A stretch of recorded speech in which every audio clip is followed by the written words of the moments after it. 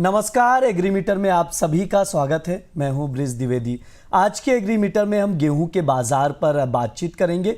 गेहूं पर विस्तार से बातचीत करने के लिए हमारे साथ जुड़ रहे हैं एग्रोकॉप इंटरनेशनल के head of research Indrajit Paul. Sir, बहुत बहुत स्वागत है आपका द बोनस में।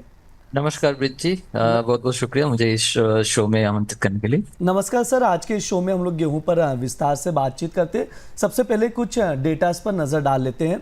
सरकार ने 25 लाख टन गेहूं और 5 लाख टन गेहूं के प्रोडक्ट्स के एक्सपोर्ट्स को परमिशन दे दी है, अनुमति दे दी है।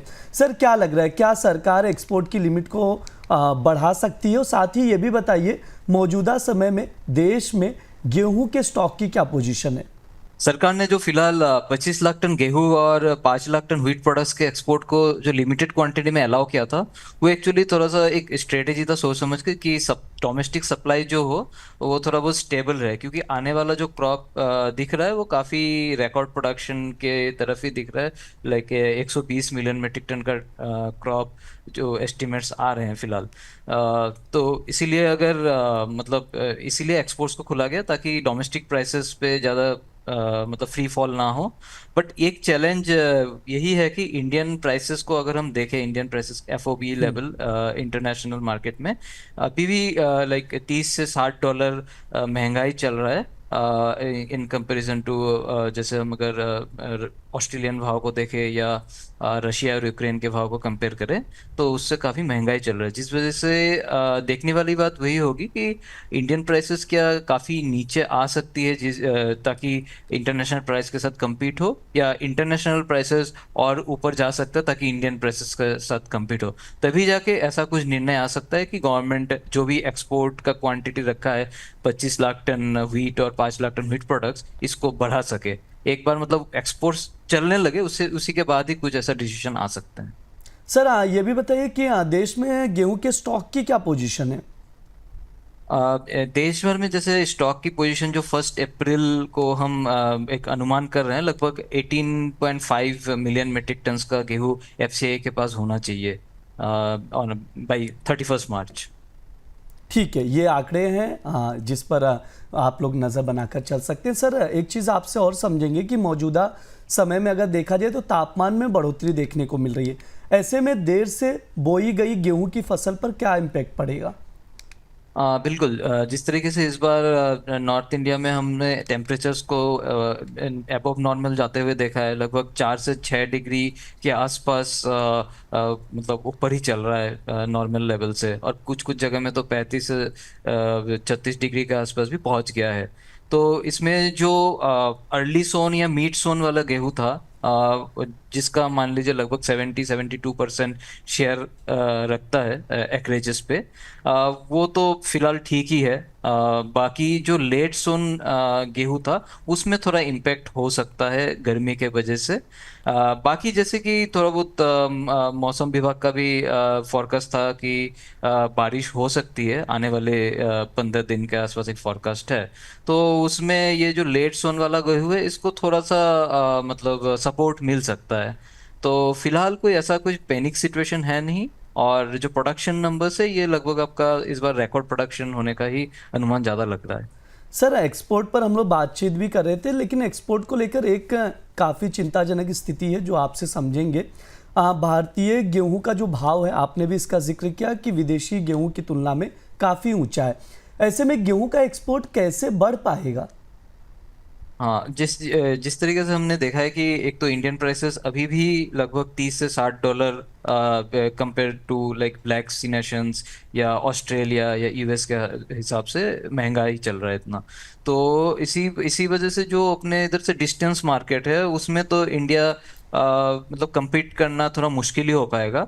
इसी वजह से जो रहेगा इंडिया का एक्सपोर्ट फोकस ज़्यादातर नियर बाई मार्केट्स में, जैसे कि नेबरिंग कंट्रीज जो बांग्लादेश हो गया, नेपाल और श्रीलंका पर ज़्यादा रह सकता है।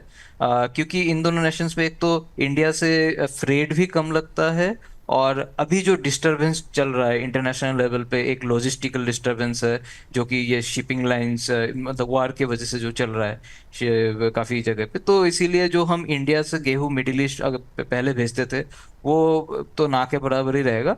बाकी जो नेबरिंग कंट्रीज है इधर ही जा सकता है क्योंकि फ्रेट एडवांटेज भी है, और दूसरे नेशंस से जैसे ब्लैक सी से जो भी बांग्लादेश या बांग्लादेश में आ रहा है उसमें भी थोड़ा फ्रेट अभी महंगा ही चल रहा है, तो उसी बीच इंडिया थोड़ा compete कर सकता है इन सारे नेबरिंग कंट्रीज में। सर आवक पर भी बातचीत कर लेते हैं। नई फसल की आवक बढ़ने पर आपसे समझना चाहिए कि गेहूं के प्राइजेस पे क्या इम्पैक्ट पड़ेगा।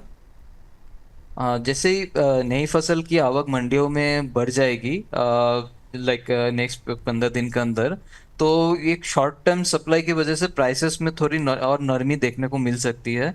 और जैसे कि मतलब गवर्नमेंट का प्रोक्योरमेंट एक्टिव हो जाता है, और इस साल गवर्नमेंट ने एक अच्छा खासा टारगेट भी रखा है प्रोक्योरमेंट का, लाइक अराउंड 300 लाख टन्स का, 303 lakh tons to be precise. तो अगर प्रोक्योरमेंट भी स्ट्रांग रहती है तो ये आपका क्या बोलते हैं कीमतों पे ज़्यादा असर पड़ेगा नहीं, क्योंकि एक तो आपका 2585 रुपये पर क्विंटल का गेहूं का एमएसपी है, तो ज़्यादा दिन एमएसपी के नीचे ये ट्रेड होना थोड़ा मुश्किल ही लग रहा है इन केस अगर प्रोक्योरमेंट काफ़ी एक्टिवली चलता है गवर्नमेंट का। सर एक आखिरी सवाल रहेगा प्राइजेस को लेकर। बीते एक महीने में अगर देखें तो गेहूं की कीमतों में कमजोरी देखने को मिल रही है। सर शॉर्ट टर्म व्यू क्या है गेहूं के प्राइजेस को लेकर, क्या आउटलुक रहेगा आपका। हाँ, जैसे बीते एक महीने में हमने प्राइसेस पे काफ़ी वीकनेस देखा है। एक तो कि नया फसल की भी आएगी जिसका भी एंटिसिपेशन है कि काफ़ी बढ़ के आएगी फसल, तो उसी के लिए भी एक करेक्शन था मार्केट में। और दूसरा अगर हम चार्ट के हिसाब से देखें, दिल्ली गेहूं का जो सपोर्ट जोन दिख रहा है, एक स्ट्रॉन्ग सपोर्ट जोन बन रहा है 2500 रुपये पर क्विंटल के बेसिस पे। जैसे कि मैंने बताया कि जब भी अराइवल्स प्रेशर बढ़ेगी नेक्स्ट 15-20 डेज के अंदर, तभी एक बार ये प्राइसेस दिल्ली गेहूं के 2500 के आसपास नीचे आ सकती है। उसके बाद जैसे जैसे प्रोक्योरमेंट तेजी पकड़ेगी फिर ये थोड़ा सा स्टेबल हो जाएगा, और रेजिस्टेंस जो है चार्ट के बेसिस पे 2750 से 2800 के रेंज तक ही दिख रहा है फिलहाल। 2750 और 2800 का एक रेजिस्टेंस नज़र आ रहा है गेहूं के प्राइजेस को लेकर। ये सर का आउटलुक है। सर समय भी हो चुका है, डिस्क्लेमर दे दीजिए। जो भी मैंने ये डिस्कस किया वीट मार्केट के ऊपर और प्राइसेस आउटलुक के ऊपर, ये पूरा मेरा पर्सनल व्यूज़ है, और इस मार्केट में मेरा या मेरा कंपनी का कोई एक्सपोजर नहीं है। जी सर, बहुत बहुत शुक्रिया सर आज की चर्चा में जुड़ने के लिए। धन्यवाद प्रीच। ये हमारा एग्री मीटर शो है। तमाम एग्री कमोडिटीज़ पर इस शो के दौरान हम लोग बातचीत करते हैं। इस बार हमने गेहूं पर चर्चा की है, एक्सपोर्ट पर बातचीत की गई है, प्राइस आउटलुक समझा गया है। तो आप लोग भी ये शो देखिए और ज़्यादा से ज़्यादा लोगों तक शेयर कीजिए। फिलहाल के लिए इस शो में इतना ही। आप लोग बने रहिए द बोनस के साथ। धन्यवाद।